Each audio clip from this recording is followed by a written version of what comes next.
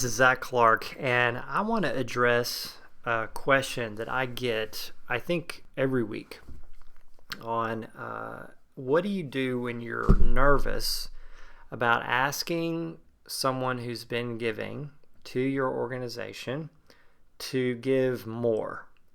The example that often comes up is, let's say that someone's giving $100 a month or $25 a month, and people in the leadership role or the development role just feel a sense of nervousness and anxiety about asking people who've already been giving to give more.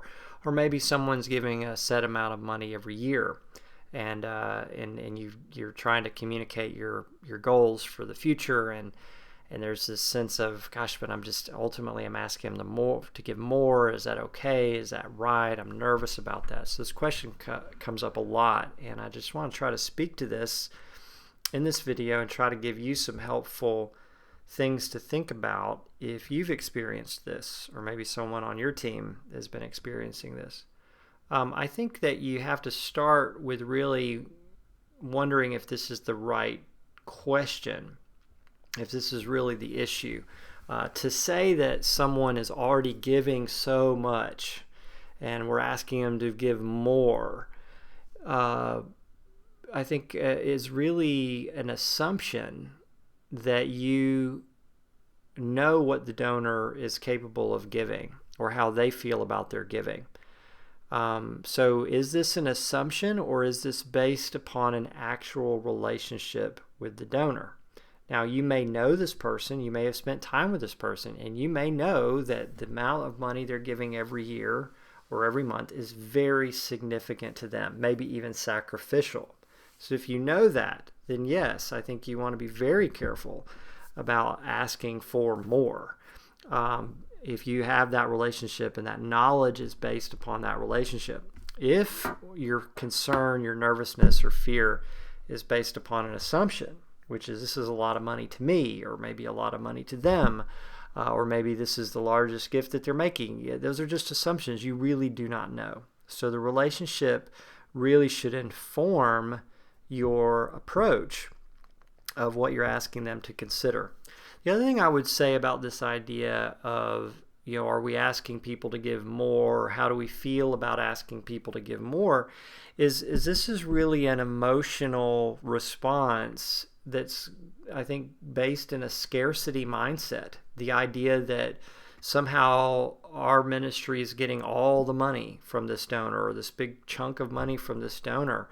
And the reality is the resources do not come from the individual. They come from the Lord through the individual, and the Lord's resources are abundant. And we have to be very careful about this sort of scarcity mentality. Well, where's the money going to come from? And everybody's giving so much already, and we can't be asking people to give more. So, at a heart level, do we have a scarcity mindset, and this idea that resources are coming from people and that we can somehow manipulate them or control them into giving certain amounts? Or is our mindset much more grounded in truth, which is these resources come from the Lord? All we can do is put a light on what He's doing. We could share the good news of what He's doing, and then trust that He actually will lead people to give, and we have a role to play in that, certainly. Another thing I try to encourage people to think about is that remember that you're not taking something from somebody. You're not even selling them something. You are asking them to look and consider the impact that they're having and the results that God is bringing about through their giving to your ministry, and you're inviting them to have a greater impact or consider ways to have a greater impact. You're asking them to look and evaluate your plan for the future, and asking them to explore with you where they fit in. You're not trying to manipulate or control them to being in a certain category. And so I think when we think about levels of giving or monthly amounts and our attitude toward those, we forget that all of that just comes from a focus on what is God doing, what are the results that are happening because of their giving, the impact they're already having, and then inviting them to consider that and to wonder and to imagine the impact that they could have over time. I would say very specifically, very tactically, keep in mind that you really can't know and don't know what they could do. No matter what you think or what data you're looking at, you really do not know unless they tell you. You don't know what they could do. So instead, your role is really not to try to somehow figure out what they could do, but instead be straightforward about the levels of giving this vision is really going to take. We have a vision for people. We have a plan built upon what God has done up to this point, and we want to move forward on that plan, and we're asking people to commit and give to the plan. And we know, because it doesn't take a genius to do math, we know it's going to take a certain number of people giving at certain levels to ultimately implement this plan. Someone's going to have to give $100,000. Someone's going to have to give $50,000. Multiple people may have to give tens of thousands. Some people thousands, some people hundreds. We have no way of knowing what people might be able to give, but we do know the levels of giving that it's going to take.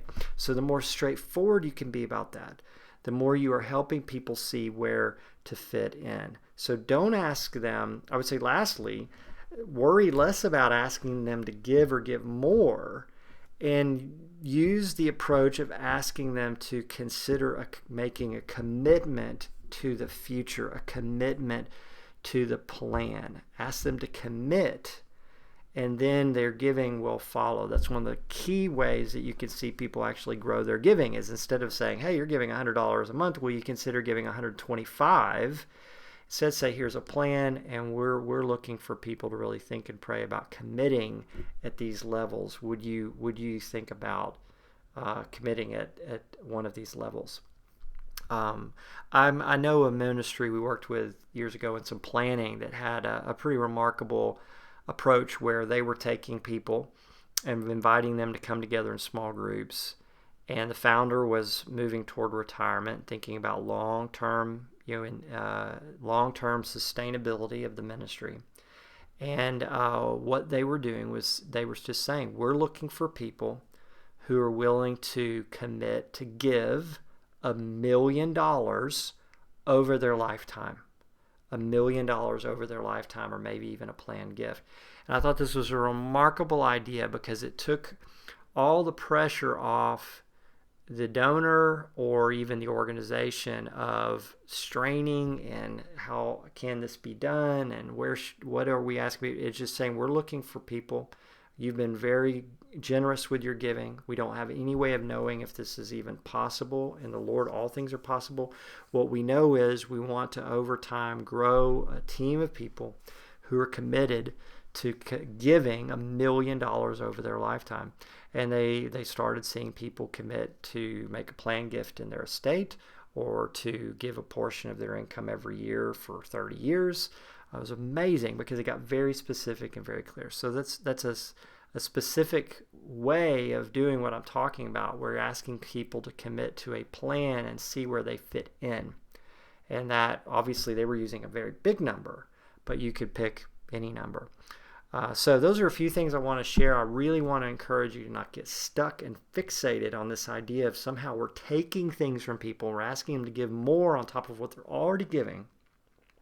And instead recognizing that what we're trying to do is help people see and go deeper in their relationship with God and what He's doing through their giving, and to take the next step, whatever that is. So I look forward to your reactions to this. If you have any questions, I would love to hear from you. Let me know how you're applying this thinking and what you see happen, okay? Thank you.